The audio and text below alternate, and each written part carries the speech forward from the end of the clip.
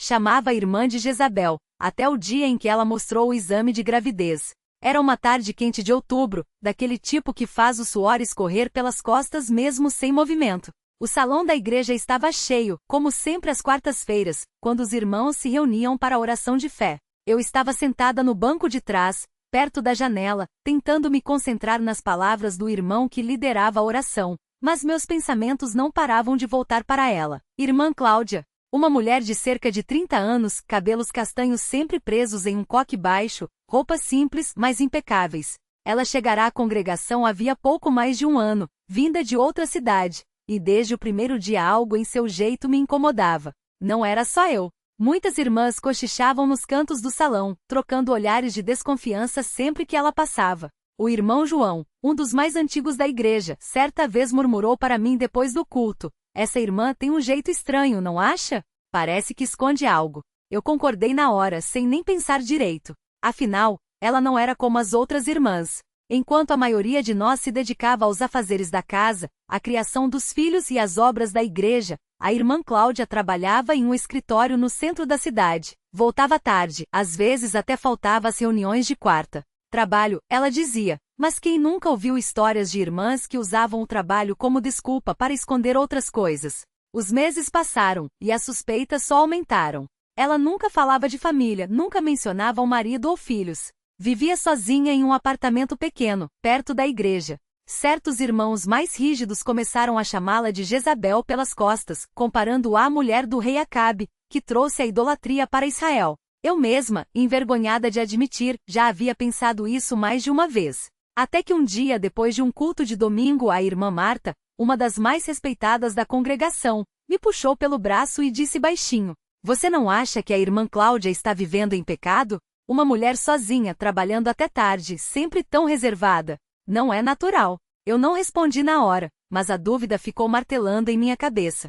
Naquela noite, enquanto arrumava a cozinha depois do jantar, meu marido, irmão Paulo, percebeu meu silêncio e perguntou: "O que foi, minha irmã? Você está quieta desde que chegou da igreja." "É a irmã Cláudia", confessei, secando as mãos no pano de prato. "As irmãs estão falando que ela pode estar vivendo errado. E eu não sei o que pensar." Meu marido, sempre prudente, apenas balançou a cabeça e disse: "Não julgueis para que não sejais julgados. Oração é o que ela precisa, não fofoca." Mas suas palavras não me acalmaram.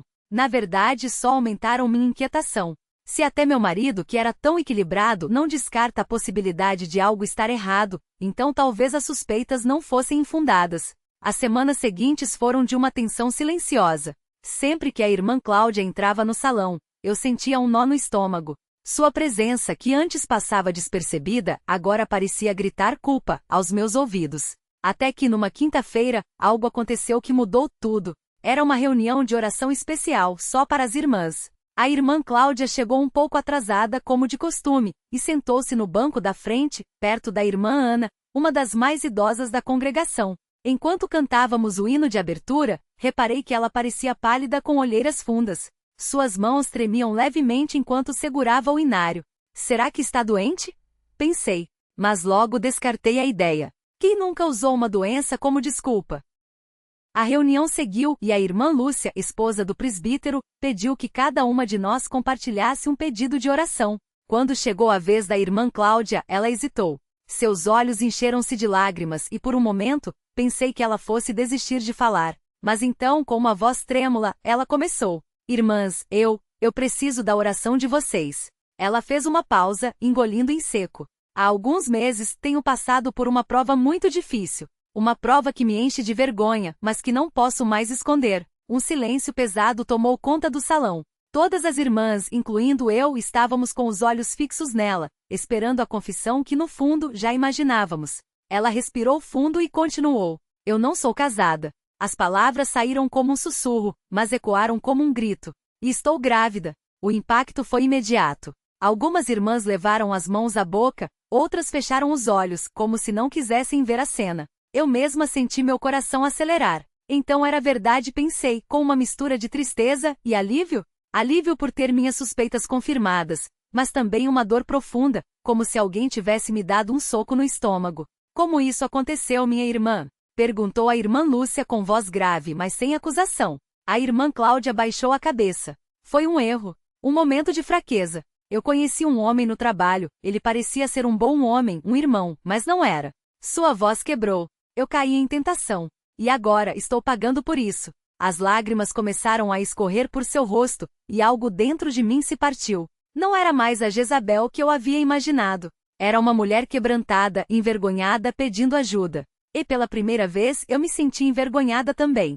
Envergonhada por ter julgado, por ter acreditado nas fofocas, por ter me deixado levar pela desconfiança em vez de pela compaixão. A reunião terminou em oração. Todas nós nos ajoelhamos, e a irmã Lúcia liderou uma súplica por perdão e misericórdia. Eu chorei. Chorei por mim, por minha dureza de coração, e chorei pela irmã Cláudia, que agora carregava não só a culpa, mas também o peso de um filho que viria sem um pai. Nos dias que se seguiram, a notícia se espalhou pela congregação.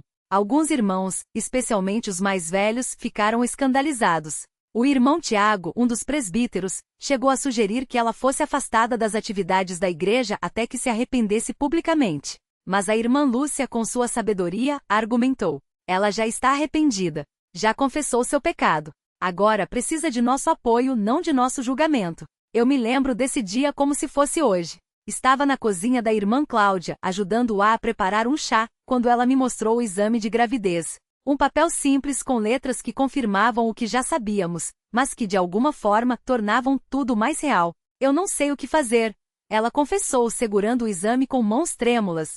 Tenho medo de criar esse filho sozinha. Medo do que as pessoas vão pensar. Medo de não ser boa o suficiente. Eu não tinha palavras. O que eu poderia dizer? Que tudo ficaria bem. Que Deus perdoaria. Eu mesma ainda estava lutando para perdoá-la. Mas então, algo inesperado aconteceu. Uma paz, uma certeza que não vinha de mim, encheu meu coração. E pela primeira vez eu falei sem julgar. Irmã, Deus não nos abandona. Mesmo quando erramos, mesmo quando caímos, Ele está lá. Esse filho é uma vida, um dom de Deus. E Ele vai te dar força para criá-lo. Ela olhou para mim, e nos seus olhos vi algo que nunca tinha visto antes. Esperança. Não uma esperança vazia, mas uma esperança ancorada em algo maior do que nós duas.